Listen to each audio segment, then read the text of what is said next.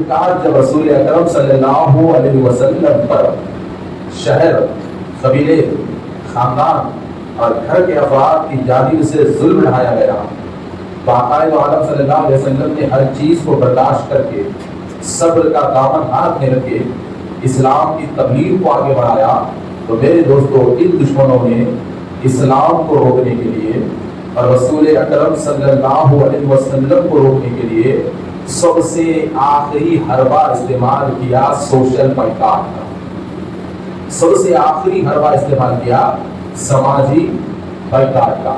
تو تھوڑا سوچیے، تھوڑا غور کیجیے کہ مکے کی زندگی، رسول اکرم صلی اللہ علیہ وسلم کی جو مکے کی زندگی تھی وہ مسلمانوں کے لیے بڑی اہم ہے، اور اگر کوئی مسلمان آقائے عالم صلی اللہ علیہ وسلم کی مکے کی مکمل زندگی کو پڑھے گا اور سمجھے گا تو آج کے حالات سے مقابلہ کرنے کا طریقہ اسے مل جائے گا۔ اور مکے کی زندگی میں آقائے عالم صلی اللہ علیہ وسلم کی مکی زندگی میں ہمیں یہ درس ملتا ہے کہ اس سے پہلے جو ظلم اور ستم تھا، آج کے ظلم سے تو وہ بہت بڑا تھا، آج کے حالات سے تو بھی وہ بڑے خطرناک حالات تھے۔ تو کیا کیا؟ جو لوگ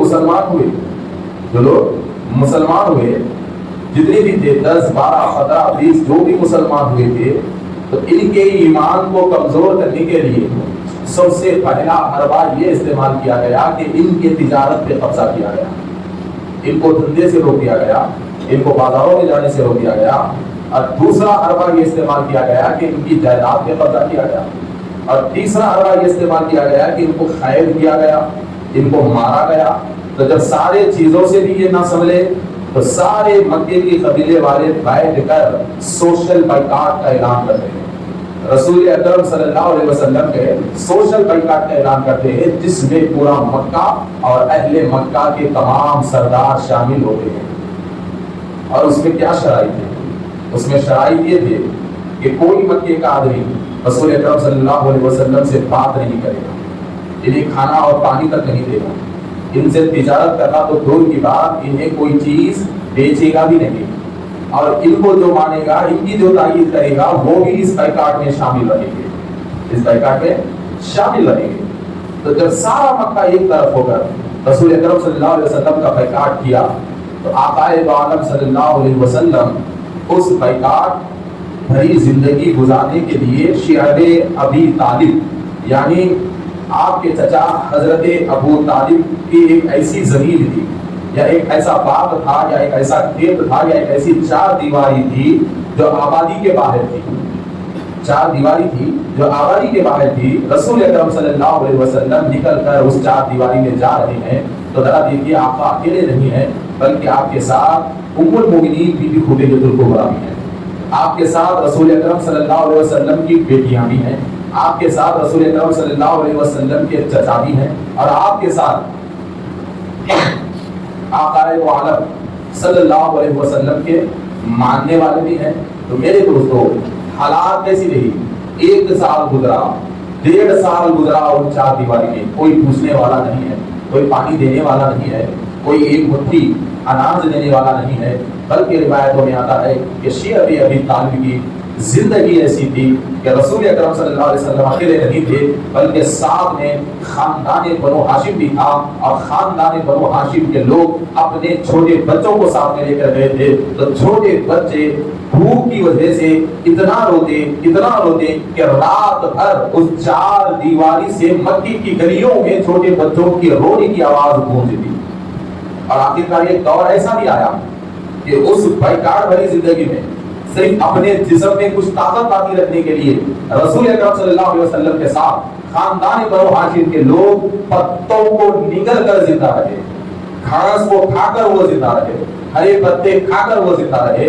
ایسے برے اور ایسے خطرناک حالات میں دنیا بدلاتی ہے کہ کوئی ساتھ دینے کے لیے نہیں آیا، کوئی اپنا کہنے کے لیے نہیں آیا۔ تو مکے کی زندگی یہ ہمیں بدلاتی ہے کہ اے لوگوں یاد رکھو، جائیدادوں پر قبضہ کرنا، گھروں کو خالی کرانا، مسلمانوں کو قید کرنا اور سچے مسلمانوں کے اوپر جھوٹے الزامات لگانا یہ کافروں کا نیا طریقہ نہیں ہے، یہ تو 1400 سال سے چلے آ رہا ہے، یہ تو 1400 سال سے چلے آ رہا ہے. اگر مکی کی زندگی آپ پڑھیں گے تو آپ کو ایک ہی چیز نظر آئے گا کہ مکے میں جو حالات گزرے ہیں سارے حالات تو ختم ہو چکے ہیں. اب اگر کوئی چیز باقی رہ گئی ہے تو ایک ہی باقی رہ گئی ہے کہ ہندوستان میں مسلمانوں کا بائیکاٹ. اس کے علاوہ اب کوئی چیز اب یہاں باقی نہیں رہی. تو میرے دوستوں دیکھیے تاریخ بتاتی ہے کیا یہ 20 30 40 50 مسلمان جو رسول اکرم صلی اللہ علیہ وسلم کے ساتھ تھے 2 سال کے اوپر کا بائیکاٹ ان کے اوپر رکھا گیا. بھوک اور پیاس میں یہ مبتلا رہے تو کیا اسلام آگے نہیں بڑھا؟ کیا اسلام نہیں رک رہا؟ کیا اسلام رک گیا؟ کیا بھوک اور پیاس نے انہیں کمزور کر دیا؟ کیا بچوں کے چیخوں نے انہیں کمزور کر دیا؟ کیا سیدہ کائنات بی بی فاطمہ سلام اللہ علیہا کی طلب نے رسول اکرم صلی اللہ علیہ وسلم کے قدموں کو پیچھے کر دیا؟ بی بی خدیجہ الکبریٰ جیسی رئیس زادی اس بائیکاٹ میں بھوک اور پیاس کی زندگی گزار رہی ہے اسلام کے خاطر. تو اتنی بڑی رئیس زادی کی قربانی کو دیکھ کر کیا رسول اکرم صلی اللہ علیہ وسلم کے دل کو ٹھیس پہنچی؟ نہیں، بلکہ آقا عالم صلی اللہ علیہ وسلم اسی بھوک اور پیاس کے عالم میں ہر ایک کو نصیحت کرتے جاتے ہیں کہ صبر کرو، اس لیے کہ ہر ظلم کے بعد سکون ملتا ہے اور ہر ظلم کے بعد اللہ کی مدد آتی ہے. اور اللہ تعالیٰ مظلوموں کے سروں پر ظالموں کو ہمیشہ نہیں رکھتا. اس وقت تک مظلوم کے سر پہ ظالم بیٹھا ہوا رہتا ہے جب تک کہ مظلوم کا ایمان مضبوط نہ ہو جائے. جس دن مظلوم کا ایمان مضبوط ہو کر تڑپتی ہوئی زبان سے یہ مظلوم اللہ کو پکارے گا تو مظلوم کی ایک آہ سے اللہ تعالیٰ سارے ظالموں کا صفایا کر دے گا. یہی نصیحت مکے کی گلیوں میں ظلم کے ماحول میں رسول اللہ صلی اللہ علیہ وسلم اپنوں کو کرتے تھے. آخرکار ایک وقت ایسا بھی آیا کہ ام المومنین دیکھیں کتنا بڑا احسان آپ اسلام کا ام المومنین بی بی خدیجہ الکبریٰ کا کتنا بڑا احسان ہے کہ سارا خاندان، سارا ددیانی خاندان سوائے حضرت ابو طالب کے اور رسول اکرم اور حضرت ابو طالب کے اولاد کے کوئی اس بائیکاٹ میں شامل نہیں ہے. اور ادھر رسول اکرم صلی اللہ علیہ وسلم کا سارا خاندان جو کفر پر ہے، خاص چچائیں بھی ہیں جو وقت کے ملعون اور فرعون ہونا ان کے مقدر میں لکھ دیا گیا تھا. ابو جہل، ابو لہب جیسے لوگ یہ خوشیاں منا رہے ہیں کہ اب ان کی کمر ٹوٹ جائے گی، بھوک اور پیاس سے یہ نڈھال ہو جائیں گے، اسلام کو چھوڑ دیں گے یا اپنے نبی کو چھوڑ دیں گے. اور ابو طالب جیسا بوڑھا چاچا بڑھاپے میں بھوک کو برداشت نہ کر کے اپنے بھتیجے کا ساتھ چھوڑ دے گا.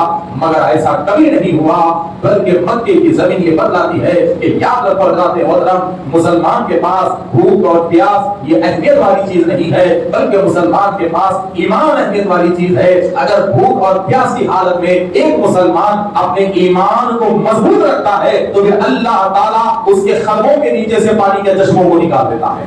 تو ایمان یہ بڑی اہمیت والی چیز ہے اور ہمارے سارے حالات کا دار و مدار ہمارے ایمان کے اوپر ہے. تو تاریخ بتلاتی ہے کہ یہ ایمان کے اتنے مضبوط تھے، ان کی بھوک اور پیاس بھی کے ایمان کو ختم نہیں کر سکی. ان کی بھوک اور پیاس بھی رسول اکرم صلی اللہ علیہ وسلم کے در سے اور آپ کی محبت میں ایک لمحہ بھی بھوک اور پیاس فرق پیدا نہ کر سکی. تو پھر اللہ تبارک و تعالیٰ نے مدد کے لیے ذریعہ بنایا. تو کسے ذریعہ بنایا؟ کسی قریش کے خاندان کے فرد کو ذریعہ نہیں بنایا مدد کا، یا مکے کے کسی آدمی کو ذریعہ نہیں بنایا، بلکہ سوشل بائیکاٹ ختم کرنے کا اگر ذریعہ بنتا ہے تو قیامت تک کا احسان ہے ام المومنین بی بی خدیجہ الکبریٰ کا امت پر کہ آپ ہی کا خاندان ذریعہ بنتا ہے بائیکاٹ ختم کرانے کا.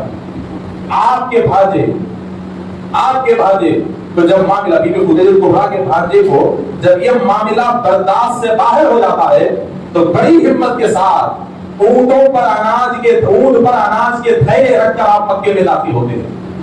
تو کفار مکہ روکتے ہیں، ابو جہل روکتا ہے، کفار مکہ روکتے ہیں، پوچھتے ہیں کہ یہ اناج کہاں جا رہا ہے؟ تو آپ کہتے ہیں کہ میری پھوپھی بی بی خدیجہ کے لیے میں لایا ہوں جو شیعہ ابو طالب میں منصور ہے اور کئی دن سے بھوکے ہیں. تو ان کفار نے روکا، ان قریشیوں نے روکا، مگر وہاں معاملہ لڑائی کا گیا، وہاں معاملہ تلواریں نکلی وہاں. اور آخرکار یہ اناج یہ ابھی ابو طالب کے گھاٹی میں پہنچ جاتا ہے. اور جب یہ سارا معاملہ حضرت ابو طالب کو پہنچتا ہے کہ حضرت بی بی خدیجہ کے بھتیجوں سے اتنا بڑا معاملہ مکے کی گلیوں میں ہوا ہے کہ قریش مکہ ان پر تلواریں اٹھائے اور اناج لانے نہیں دے رہے تھے.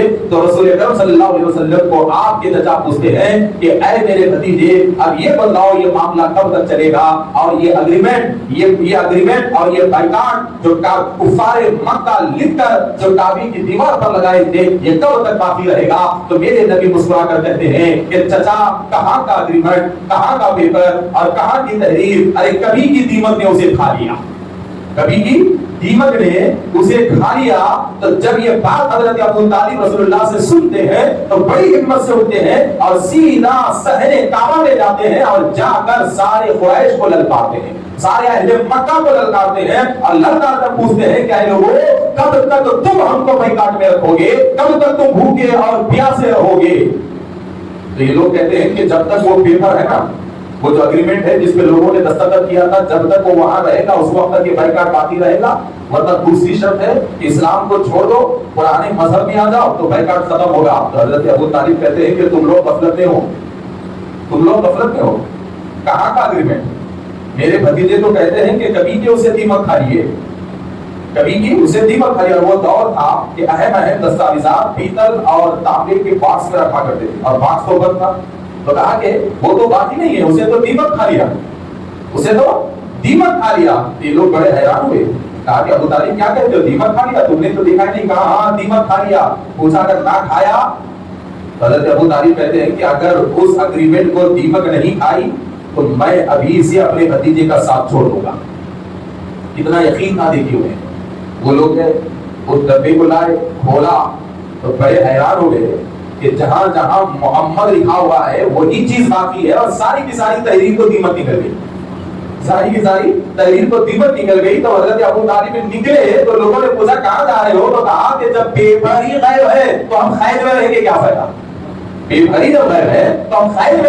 فائدہ، ہمارا بائیکاٹ تو ختم ہو گیا. تب تاریخ اٹھا کر دیکھو کہ نبی کریم صلی اللہ علیہ وسلم ہجرت کیے اور ہجرت کے بعد جنگ بدر ہوئی، احد ہوئی، خیبر ہوئی، حنین ہوئی، کئی بڑے معرکے ہوئے اور مقصد صرف ایک ہی تھا اسلام، اور سامنے والوں کا مقصد ایک ہی تھا اسلام کو ختم کرنا، مسلمانوں کو ختم کرنا. مگر 1400 سال سے بادشاہوں کی جانب سے کئی تلواریں اٹھے، منافقین کی جانب سے کئی منافقتیں ہوئی اور اپنوں کی جانب سے کئی قسم کے جاسوسیاں ہوئی. یہ بات پکی ہے کہ مسلمانوں کا کچھ نقصان ہوا مگر مسلمانوں کا خاتمہ نہیں ہوا، مسلمانوں کا ہرگز خاتمہ نہیں ہوا. تو آج کا اگر ہم یہ دور دیکھا جائے تو آج کا دور بھی مکے کی نبوی زندگی کا دور ہمارے سامنے آ رہا ہے. مکے کی سیرت کی جھلکیاں آج ہمارے سامنے ہو رہی ہے اور اسی لیے رسول اکرم صلی اللہ علیہ وسلم نے اختیار رکھ کر مکے کے ظلم کو برداشت کیا تھا تاکہ ایسے ماحول میں لوگوں کو جینے کا طریقہ آ جائے، ایسے ماحول میں لوگوں کو جینے کا طریقہ مل جائے. حضرات محترم اب آج کے دور کا ملاحظہ کر لو، آج کا دور اور آج کا ہندوستان ہم سے کیا کہتا ہے. تو تاریخ اٹھا کر دیکھو حضرات محترم کہ 700 سال یا 600 سال، چلو ان لوگوں کے حساب سے 500 سال بھی ہماری حکومت رہی. تو یہ بتاؤ کہ 500 سال میں کوئی اتنا تو بتا سکتا ہے کہ کتنا نقصان مسلم قوم کو اس ملک سے ہوا؟ تو کوئی نہیں بتا سکتا کہ کتنا نقصان ہوا. بلکہ 500 سال کے عرصے میں ہمارے بادشاہوں نے اس ملک کو سونے کی چڑیا بنا کے رکھ دیا تھا، سونے کی چڑیا بنا کے رکھ دیا تھا. اور مسلم حکمرانے کی خاتمے کے لیے انگریزوں کو تم نے یہاں بٹھایا تھا. مسلم حکمرانے کے خاتمے کے لیے ایسٹ انڈیا کمپنی کے لیے جاسوسی تم لوگ کیا کرتے تھے، انگریزوں کی غلامی تم لوگ کیا کرتے تھے. اور تاریخ گواہ ہے کہ ہمارے حکمراں، ہمارے باپ دادا جس ملک کو کوہ نور بنا، جس ملک کو سونے کی چڑیا بنا کر رکھ دیا تھا، محض اور محض ہندوستان کے ایک خاندان اور محض ہندوستان کے ذات کے ایک بڑے فرقے نے اپنی حکومت کے حوث سے انگریزوں کی جاسوسی کو قبول کر کے، انگریزوں کی غلامی کو قبول کر کے اس زمین پر جب انگریزوں کو بٹھایا تو بتاؤ فائدہ کس کا ہوا؟ کوئی فائدہ نہیں ہوا. سونے کی چڑیا جس ہندوستان کو یہ لوگ کہا کرتے تھے، چڑیا کو لے کر چلے گئے، ہندوستان کو یہاں رکھ دیے. آج کوہ نور کس کے پاس ہے؟ ہیرے جواہرات کس کے پاس ہے؟ بتاؤ. جتنے معاملات اور جتنے قیمتی چیزیں تھے سارے لے کر چلے گئے. تو حکومت کے خاتمے کے لیے تم نے انگریزوں کی غلامی کو قبول کیا تھا, انگریزوں کی جاسوسی کو قبول کیا تھا, تو تمہاری غلامی سے اس ملک کو کتنا فائدہ پہنچا, کتنا فائدہ پہنچا؟ کوئی فائدہ نہیں پہنچا. تو آج بھی پھر 50 سال کے بعد بھی حالات دیکھ لو, تو 50 سال کے بعد آج 2025 چل رہا ہے. تو 2025 کے اس ترقی یافتہ دور میں کہ پوری دنیا آسمان پر چاند اور سورج پر پوری دنیا اپنے جھنڈے گاڑنے کی باتیں کر رہی ہے, مگر ہندوستان غلامی کے دلدل کی طرف جا رہا ہے. ہندوستان تباہی و بربادی کی دلدل کی طرف جا رہا ہے حضرات محترم, اور تباہی و بربادی کا نشانہ مسلمانوں کو بنایا جا رہا ہے. مگر یہ غلط تصور ہے, غلط تصور ہے کہ اگر وقت بل پارلیمنٹ میں پاس کر لیں گے تو مسلمان برباد ہو جائے گا. یہ تصور غلط ہے. 3 طلاق کا معاملہ پارلیمنٹ میں پاس کر لیں گے تو مسلمان ختم ہو جائے گا. یہ تصور بھی غلط ہے. مساجد کی وقف کی حیثیت کو ختم کر دیں گے تو مسلمان بڑھ جائے گا. یہ تصور بھی غلط ہے. بلکہ حضرات محترم ہمارا معاملہ کیا ہے؟ ارے میرے دوستو, ہم جنگل میں بھی نماز پڑھ لیں تو ہمارا قبلہ ایک ہی ہے. ہم جنگل میں بھی رہے تو ہمارا قبلہ ایک ہی ہے. ہم جنگل میں بھی رہے تو ہمارا خدا ایک ہی ہے. ہم جنگل میں بھی رہے تو ہمارا کلمہ ایک ہی ہے.